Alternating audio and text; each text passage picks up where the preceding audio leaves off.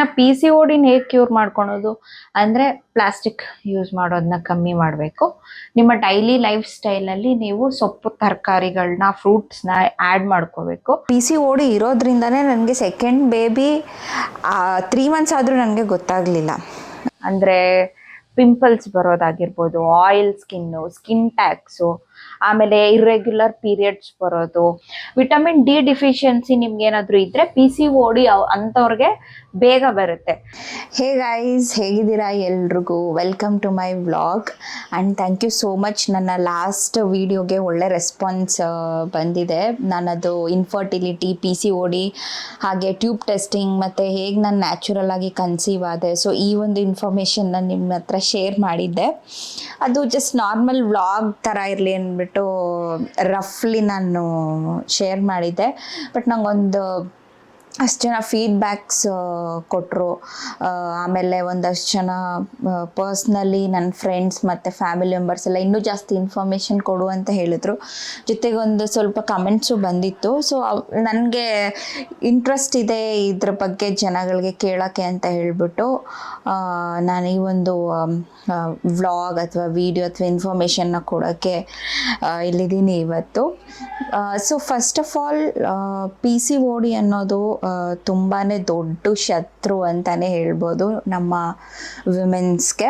And child bearing ಏಜಲ್ಲಿ ಅಂದರೆ ನಾವು ಮಕ್ಕಳು ಮಾಡ್ಕೊಳೋ ಟೈಮಲ್ಲಿ ನಾವು ಯೂಶ್ವಲಿ ಅದ್ರ ಬಗ್ಗೆ ಫೋಕಸ್ ಮಾಡ್ತೀವಿ. ಆ್ಯಂಡ್ ಇವಾಗ ನನ್ನ ಸೆಕೆಂಡ್ ಪ್ರೆಗ್ನೆನ್ಸಿ ಆಗಿರೋದ್ರಿಂದ ನನಗೂ ಕೂಡ PCOD ಇತ್ತು. ಬಟ್ ನನಗೆ PCOD ಇರೋದ್ರಿಂದನೇ ನನಗೆ ಸೆಕೆಂಡ್ ಬೇಬಿ 3 ಮಂತ್ಸ್ ಆದರೂ ನನಗೆ ಗೊತ್ತಾಗಲಿಲ್ಲ. ಬಟ್ ಆದರೂ ಕೂಡ ನ್ಯಾಚುರಲ್ ಆಗಿ 2 ಕೂಡ ಕನ್ಸೀವ್ ಆಗಿತ್ತು. ಆ್ಯಂಡ್ ಕೆಲವರು ಕೇಳಿದ್ರು ನ್ಯಾಚುರಲ್ ಆಗಿ PCOD ಇದ್ದುಕೊಂಡು ನ್ಯಾಚುರಲ್ ಆಗಿ ಹೇಗೆ ಕನ್ಸೀವ್ ಆಗೋದು, ಸೊ ಇದ್ರ ಬಗ್ಗೆ ಜಾಸ್ತಿ ಇನ್ಫಾರ್ಮೇಷನ್ ಕೊಡಿ ಅಂದಿದ್ದಕ್ಕೆ ಹೇಳ್ತಾ ಇದ್ದೀನಿ. ಸೊ ದಯವಿಟ್ಟು ಎಲ್ಲರೂ ವಿಡಿಯೋ ಸ್ಕಿಪ್ ಮಾಡದೆ ನೋಡಿ. So first of all PCOD ಅಂದರೆ ಏನು ಅಂತ ಹೇಳಿದ್ರೆ ನಮ್ಮ ರೀಪ್ರೊಡಕ್ಟಿವ್ನ ಎಫೆಕ್ಟ್ ಮಾಡೋ ಅಂಥ ಒಂದು ಕಾಯಿಲೆ ಅಂತ ಹೇಳ್ಬೋದು. ಒಂದು ಸಿಂಡ್ರೋಮ್, ಒಂದು ಡಿಸೀಸ್ ಅಂತ ಹೇಳ್ಬೋದು. ಅದು ನಮ್ಮ ಲೈಫ್ ಥ್ರೆಟ್ನಿಂಗ್ ಅಲ್ಲ ಅಂದರೂ ಕೂಡ ನಮಗೆ ಅವಶ್ಯಕತೆ ಇದ್ದ ಒಂದು ಸಂದರ್ಭದಲ್ಲಿ, ಅಂದರೆ ನಾವು ಮದುವೆ ಆಗಿರ್ತೀವಿ, ಮಕ್ಕಳು ಮಾಡ್ಕೊಳ್ಳೋ ಟೈಮಲ್ಲಿ ತುಂಬ ಎಫೆಕ್ಟ್ ಆಗುತ್ತೆ. ಸೊ PCOD ಯಾಕೆ ಬರುತ್ತೆ ಮತ್ತು PCOD ಯಾರಿಗೆ ಬರುತ್ತೆ, ಯಾವ ಏಜ್ ಅವ್ರಿಗೆ ಬರುತ್ತೆ, ಆ್ಯಂಡ್ ಏನೇನೆಲ್ಲ ಪ್ರಾಬ್ಲಮ್ ಆಗುತ್ತೆ ಅದರಿಂದ ಅಂತ ಹೇಳಿ ನಾನು ನಿಮ್ಮ ಹತ್ರ ರಫ್ಲಿ ಶೇರ್ ಮಾಡ್ಕೊತೀನಿ. ಸೊ ಇದು ಒಂದು ಇನ್ಫಾರ್ಮೇಷನಲ್ ವಿಡಿಯೋ ಆಗಿರುತ್ತೆ, ದಯವಿಟ್ಟು ಕಂಪ್ಲೀಟಾಗಿ ನೋಡಿ. ಫಸ್ಟ್ PCOD ಕಾಸಸ್ ಏನು ಅಂತ ಹೇಳಿದ್ರೆ, ತುಂಬ ಕಾಂಪ್ಲಿಕೇಟೆಡ್ ಆಗಿ ಹೇಳೋಕ್ಕೆ ಹೋಗೋದಿಲ್ಲ ನಿಮಗೆ. ಸಿಂಪಲ್ಲಾಗಿ ಹೇಳಬೇಕು ಅಂತಂದರೆ, ನಾವು ಮನೆಯಲ್ಲಿ ಜಾಸ್ತಿ ಪ್ಲಾಸ್ಟಿಕ್ ಯೂಸ್ ಮಾಡ್ತಿದ್ರೆ, ಲೈಕ್ ಇವಾಗ ಸ್ಕೂಲ್ಗೆ ಹೋಗಬೇಕಾದ್ರೆ, ಕಾಲೇಜ್ಗೆ ಹೋಗ್ಬೇಕಾದ್ರೆ, ಆಫೀಸ್ಗೆ ಹೋಗಬೇಕಾದ್ರೆ, ಸ್ಕೂಲಿಂದನೂ ನಾವು ಕನ್ಸಿಡರ್ ಮಾಡಬೇಕು. PCOD ನಾವು ಬರೀ ಮಕ್ಕಳು ಮಾಡ್ಕೋಬೇಕಾದ್ರೆ ಮಕ್ಕಳಾಗಿಲ್ಲ, PCOD ಇದೆ ಅಂತ ಗೊತ್ತಾಗೋದು ಯೂಶ್ವಲಿ ಅವಾಗಂತ ಅಲ್ಲ, ನಮಗೆ ಇವಾಗೆಲ್ಲ ನಾವು ಎಷ್ಟು ಫಾರ್ವರ್ಡ್ ಆಗಿದ್ದೀವಿ. ಸೊ ಪ್ರತಿಯೊಬ್ಬರು ಪೇರೆಂಟ್ಸ್ಗೂ ಗೊತ್ತಿರುತ್ತೆ PCOD ಪ್ರಾಬ್ಲಮ್ ಏನು ಅಂತ. ಸೊ ನಿಮ್ಮ ಮಕ್ಕಳಿಗೆ ನೀವು ಚಿಕ್ಕ ಮಕ್ಕಳು ಏನಿದ್ದೀರಾ, ಒಂದು ನರ್ಸರಿಯಿಂದ ಹೇಳ್ಬೋದು, ಅವರು ಯಾವುದೇ ಸ್ಕೂಲ್ಗೆ ಹೋಗೋದಾಗಿರ್ಬೋದು, ಮನೇಲಿ ಊಟ ತಿನ್ನೋಕ್ಕಾಗಿರ್ಬೋದು, ಪ್ಲಾಸ್ಟಿಕ್ ಇದು ಪ್ಲೇಟ್ಸು, ವಾಟರ್ ಬಾಟಲ್ಸು, ನೀರು ಕುಡಿಯೋಕ್ಕೆಲ್ಲ ನಾವೇನು ಮಾಡ್ತೀವಿ, ಪ್ಲಾಸ್ಟಿಕ್ ವಾಟರ್ ಬಾಟಲ್ಸೇ ಯೂಸ್ ಮಾಡ್ತೀವಿ. ಆಫೀಸ್ಗೆ ಹೋಗೋರೆಲ್ಲ ನಾವು ಅಟ್ರಾಕ್ಟಿವ್ ಆಗಿರುತ್ತೆ ಅಂದ್ಬಿಟ್ಟು ಪ್ಲಾಸ್ಟಿಕ್ ಬಾಕ್ಸಸ್ ತೊಗೊಂಡೋಗೋದು. ಚಿಕ್ಕ ಮಕ್ಳಿಗೂ ಅಟ್ರಾಕ್ಟಿವ್ ಆಗಿರುತ್ತೆ ಅಂತ ಎಲ್ಲ ಅನಿಮೇಟೆಡ್ ಸ್ಟಿಕ್ಕರ್ ಅಂಟಿಸಿರ್ತಾರೆ ಅಂತ ಹೇಳ್ಬಿಟ್ಟು ಅದ್ರದ್ದು ಟಿಫನ್ ಬಾಕ್ಸಸ್ನೆಲ್ಲ ನಾವು ಕೊಟ್ಟು ಕಳಿಸ್ತೀವಿ. ಸೊ ಫಸ್ಟ್ ಇದನ್ನು ನಾವು ನಿಲ್ಲಿಸ್ಬೇಕು.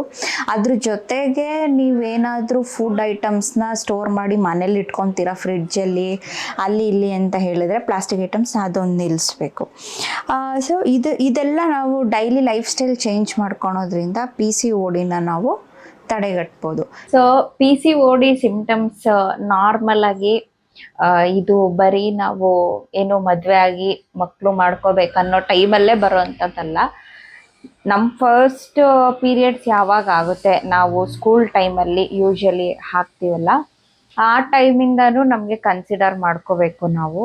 ಅಂದರೆ ಪಿಂಪಲ್ಸ್ ಬರೋದಾಗಿರ್ಬೋದು, ಆಯಿಲ್ ಸ್ಕಿನ್ ಟ್ಯಾಕ್ಸು, ಆಮೇಲೆ ಇರ್ರೆಗ್ಯುಲರ್ ಪೀರಿಯಡ್ಸ್ ಬರೋದು, ಆಮೇಲೆ ರೀಪ್ರೊಡಕ್ಟಿವ್ ಎಂಟೈರ್ ನಮ್ಮದು ಸಿಸ್ಟಮ್ ಏನಿರುತ್ತೆ ಹುಡುಗಿರ್ದು, ಅದಕ್ಕೆಲ್ಲ ಎಫೆಕ್ಟ್ ಆಗುವಂಥದ್ದು. ಅದ್ರದ್ದು ಏನೇ ಕ್ರ್ಯಾಂಪ್ಸ್ ಬರೋದಾಗಿರಲಿ, ಅಥವಾ ಓವರಿಯನ್ ಸಿಸ್ಟ್ ನಿಮ್ಗೇನಾದ್ರೂ ಸ್ಕ್ಯಾನ್ ಮಾಡಿದಾಗ ಅದು ಆಕ್ಚುಲಿ ಡಿಟೆಕ್ಟ್ ಆಗುತ್ತೆ.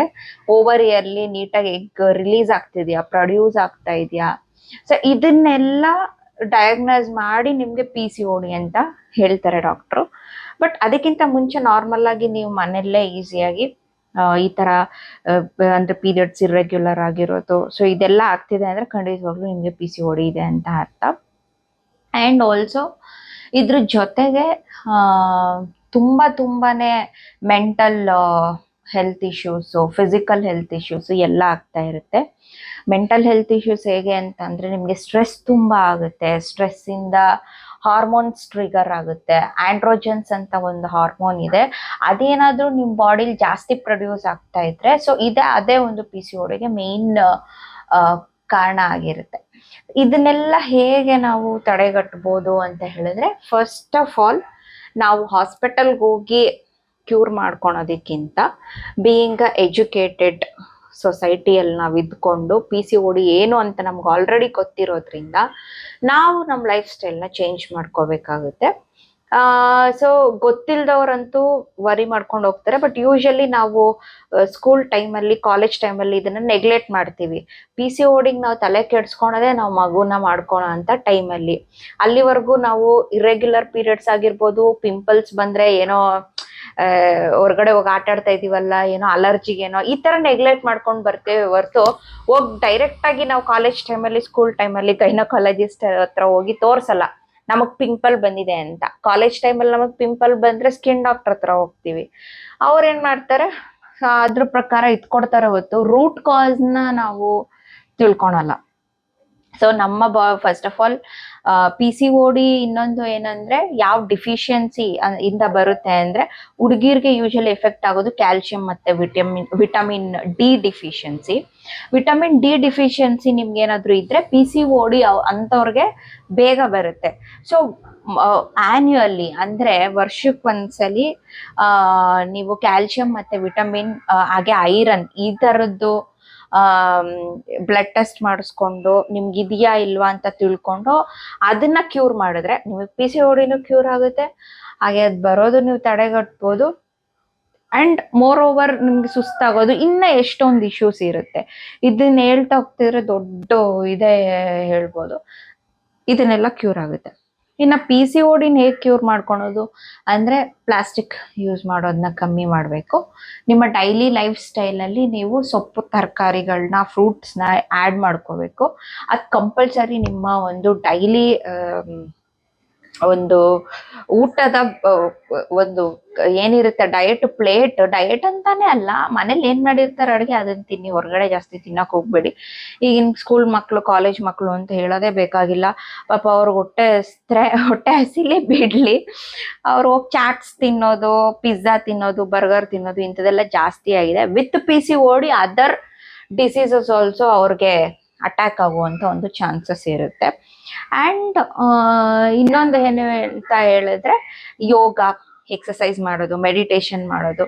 ಸೊ ಎಲ್ಲ ಎಂಟೈರ್ ಬಾಡಿಗೆ ನೀವು ಚೇಂಜ್ ಮಾಡ್ಕೊತಾ ಇದ್ದೀರಾ ನಿಮ್ಮ ಲೈಫ್ ಸ್ಟೈಲ್ ಚೇಂಜ್ ಅಂದ್ರೇನೆ ಇದು. ನೀವು ತಿನ್ನೋ ಊಟ, ಎಷ್ಟು ಕ್ವಾಂಟಿಟಿ ವಾಟರ್ ಕುಡಿತಾ ಇದ್ದೀರಾ, ಹಾಗೆ ಏನೇನೆಲ್ಲ ನೀವು ಡೈಲಿ ಲೈಫಲ್ಲಿ ಅಳವಡಿಸ್ಕೊಂತಿದ್ದೀರಾ, ಎಕ್ಸಸೈಸ್, ಯೋಗ.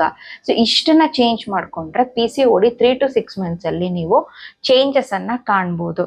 ಇನ್ನು 3 to 6 months ಅಲ್ಲಿ ಕೆಲವರು ನೀಟಾಗಿ ಫಾಲೋ ಮಾಡಲ್ಲ, ಅವ್ರಿಗೆ ರಿಸಲ್ಟ್ ಬರಲ್ಲ. ನೀಟಾಗಿ ಯಾರ್ಯಾರೆಲ್ಲ PCODನ ನ್ಯಾಚುರಲ್ ಆಗಿ ನಿಮ್ಗೆ ಕ್ಯೂರ್ ಮಾಡ್ಕೊಬೇಕಂತ ಇದ್ದೀರಾ, ಸೊ ಈ ಒಂದು ಡೈಲಿ ಲೈಫ್ ಸ್ಟೈಲ್ನ ಚೇಂಜ್ ಮಾಡ್ಕೊಳ್ಳಿ.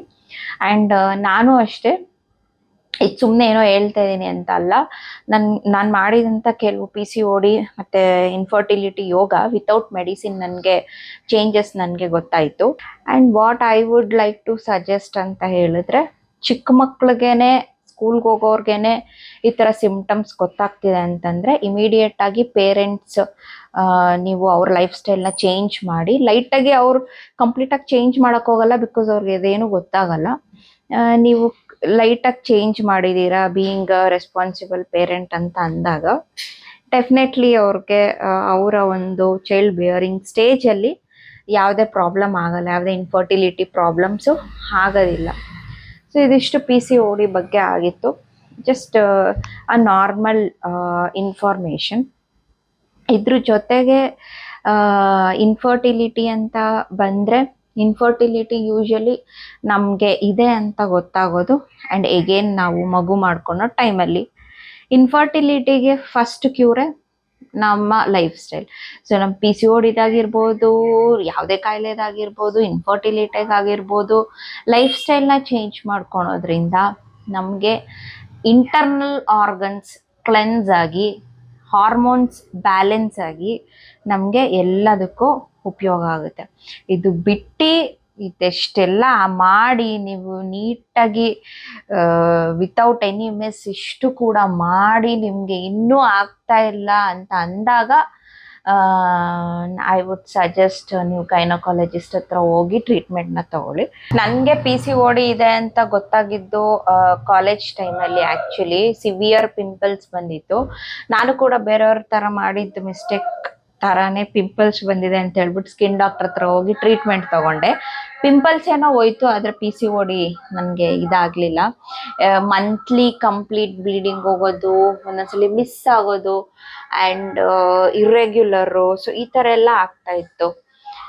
ತುಂಬಾ ಸಫರ್ ಮಾಡ್ತಾರೆ. ಅದು ಸಫರ್ ಮಾಡಿದವ್ರಿಗೆ ಗೊತ್ತಾಗೋದು. ಬಿಕಾಸ್ ಎಲ್ಲರೂ ಕೂಡ ಕಾಲೇಜ್ಗೆ ಹೋಗ್ತೀವಿ, ಸ್ಕೂಲ್ಗಳಿಗೆ ಹೋಗ್ತಾ ಇರ್ತೀರಾ ಮಕ್ಕಳು, ಆ್ಯಂಡ್ ಆಫೀಸ್ಗಳಿಗೆ ಹೋಗ್ತಾ ಇರ್ತೀರಾ. ಸೊ ಈ ಥರ PCOD ಪ್ರಾಬ್ಲಮಿಂದ ನಮಗೆ ಡೈಲಿ ಒಂಥರ ಬೇಜಾರೇ ಆಗಿಬಿಡುತ್ತೆ. ಬಿಕಾಸ್ ಇರ್ರೆಗ್ಯುಲರ್ ಅಥವಾ heavy flow, low flow, so ಈ ಥರ ಎಲ್ಲ ಆಗಿರೋದ್ರಿಂದ ಬಾಡಿ ನಮಗೆ ಸ್ಟೇಬಲ್ ಆಗಿ ಇರೋಕ್ಕಾಗೋದಿಲ್ಲ. ಅಂದರೆ ಇಂಟ್ರೆಸ್ಟೇ ಇರಲ್ಲ ನಮ್ಮ ಡೈಲಿ ವರ್ಕ್ಸ್ ಬಗ್ಗೆ. ಸೊ ದಯವಿಟ್ಟು ಎಲ್ಲರೂ ಲೈಫ್ ಸ್ಟೈಲ್ನ ಚೇಂಜ್ ಮಾಡ್ಕೊಳ್ಳಿ. ಇಷ್ಟು ಮಾಡ್ಕೊಂಡ್ರೆ ಸಾಕು. ಇದು ಆಗ್ತಾ ಇಲ್ಲ ಅಂತ ಹೇಳಿದ್ರೆ you can go for medications ಅಂತ ಹೇಳ್ತಾ ಈ ಒಂದು ವಿಡಿಯೋನ ಮುಗಿಸ್ತಾ ಇದ್ದೀನಿ. ನಿಮ್ಮ ಫ್ಯಾಮಿಲಿ ಮೆಂಬರ್ಸ್ಗೆ ಅಥವಾ ಫ್ರೆಂಡ್ಸ್ಗೆ ಯಾರಿಗಾದ್ರೂ PCOD ಇದೆ ಅಂತ ನಿಮ್ಗೆ ಏನಾದರೂ ಗೊತ್ತಿದ್ರೆ ಅಥವಾ ಯಾರಿಗಾದ್ರೂ ಯೂಸ್ಫುಲ್ ಆಗುತ್ತೆ ಅಂದರೆ ಈ ಒಂದು ವಿಡಿಯೋನ ಶೇರ್ ಮಾಡಿ, ಹಾಗೆ ಲೈಕ್ ಮಾಡಿ ಮತ್ತು ಸಬ್ಸ್ಕ್ರೈಬ್ ಮಾಡಿ ನನ್ನ ಚಾನಲ್ನ ಅಂತ ಹೇಳ್ತಾ ಥ್ಯಾಂಕ್ ಯು ಆಲ್.